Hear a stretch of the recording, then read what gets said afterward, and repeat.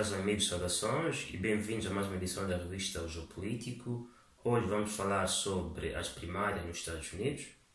que decorre nesta altura entre os candidatos do Partido Democrático. A guisa de nota introdutória, importa realçar que as primárias nos Estados Unidos acontecem pela primeira vez em 1912, graças a uma iniciativa de dois estados fundamentais, isto é, o estado de Norte Dakota e o estado de Oregon, que, respondendo ao chamamento que vinha do surgimento nos Estados Unidos dos primeiros partidos, acharam por bem lançar a iniciativa de fazer com que os candidatos às presidenciais pudessem passar por um processo de eleição dos seus militantes ou dos cidadãos. Porque isto acontece?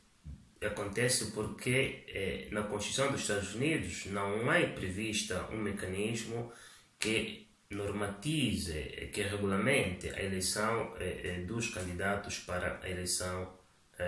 partidária a fim de concorrer à eleição presidencial posteriormente. É um mecanismo inexistente, daí que os partidos políticos e os Estados têm esta liberdade de criarem formas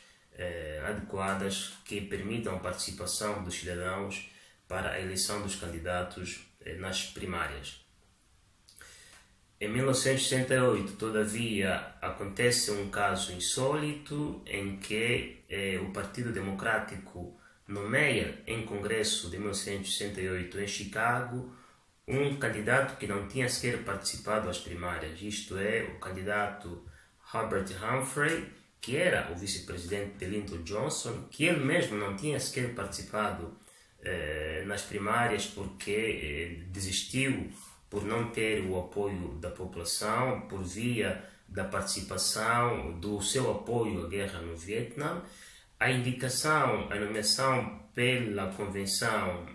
de Humphrey gerou uma contestação generalizada e isto obrigou a mudança de regras, isto é, passou a ser indicado ou nomeado pelo partido, seja democrático ou republicano, aquele candidato que tiver de um lado participado das primárias e do outro lado obtiver maior número de delegados conquistados durante as primárias, que depois vão dar a sua confirmação com voto decisivo durante a convenção ou o congresso. Nesta altura, em 2020, as primárias que estão em curso são do Partido Democrático e nesta altura há 4 candidatos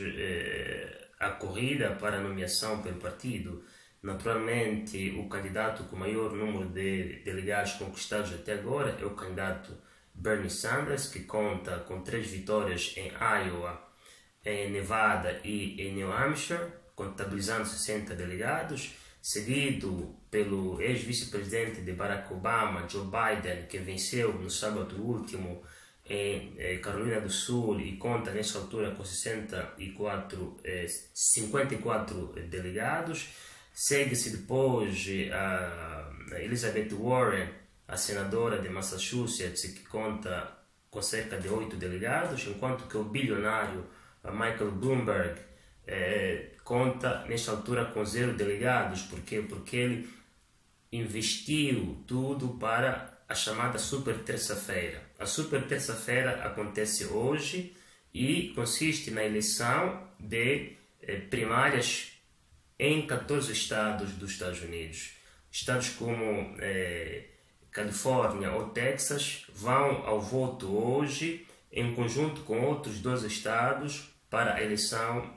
na eleição primária, e estão em disputa na super terça-feira cerca de 1.400 delegados, sendo Califórnia aquele que tem o maior número de delegados, isto é, 494, por força de ser o estado americano mais populoso.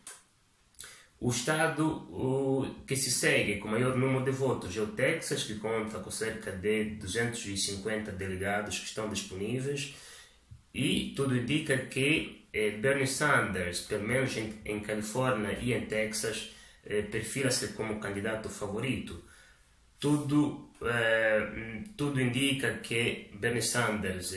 vencerá em Califórnia e em Texas, o que lhe valerá um número muito elevado de delegados se comparado com Joe Biden ou com os demais candidatos que estão na corrida. 2 candidatos desistiram desde a última eleição em Carolina do Sul, isto é, Pete Buttigieg e Boucher, e esses 2 candidatos que são centro-moderados provavelmente darão seu apoio a Joe Biden, uma vez que Bernie Sanders é o candidato progressista que tem ideias de socialização de vários programas públicos nos Estados Unidos, coisa que não agrada, por exemplo, aos moderados. Ao ter o apoio dessas 2 candidaturas, Joe Biden pode respirar um certo ar de alívio, mas os outros 2 candidatos, Elizabeth Warren e Michael Bloomberg, se não desistirem da corrida e darem o seu apoio a Joe Biden, muito provavelmente Bernie Sanders obterá maior vitória nas primárias e, de consequência, adjudicar-se os 1.991 delegados necessários para obter a nomeação pelo seu partido. Ora, se comparado com o nosso sistema político interno, as primárias são equivalentes aos nossos congressos, aos congressos dos partidos.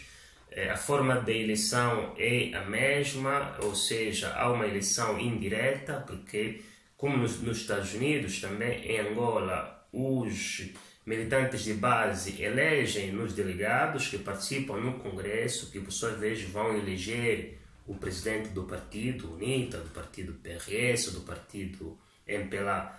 A diferença da UNITA, que geralmente tem mais candidaturas, o MPLA, por ter uma só candidatura, equivaleria menos aos candidatos democráticos ou republicanos nas eleições naquele país. Isto é, o MPLA, embora tenha o mesmo sistema de eleição indireta do seu presidente,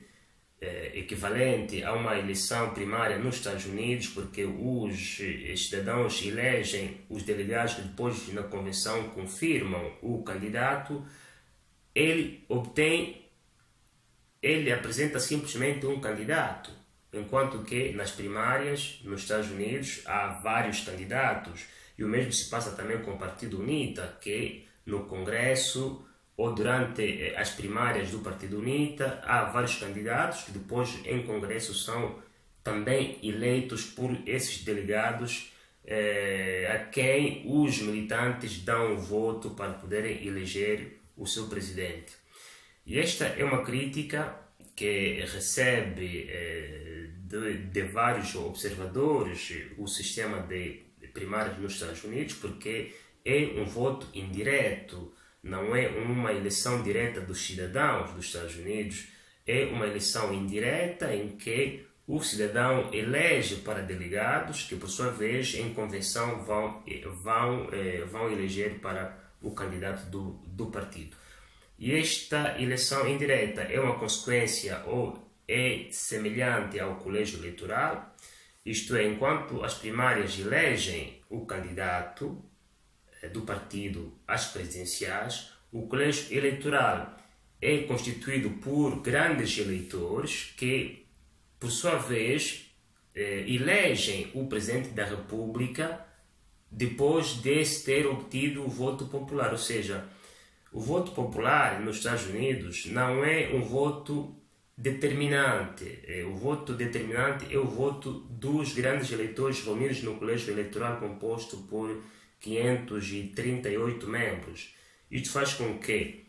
o candidato presidencial, por exemplo, entre Biden e Trump, o candidato presidencial,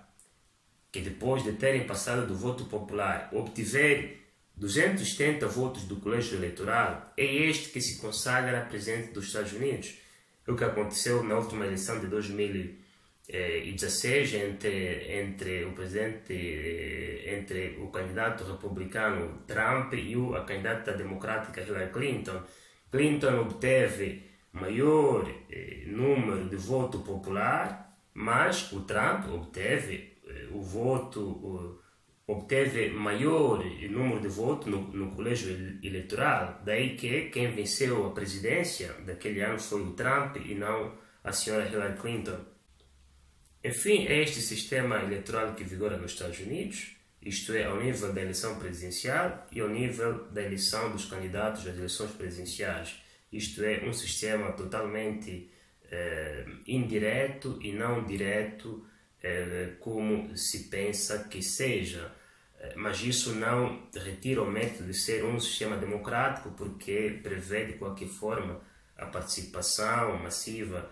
dos cidadãos, quer ao nível da eleição do candidato do candidato presidencial, quer ao nível das eleições presidenciais para a eleição do presidente dos Estados Unidos.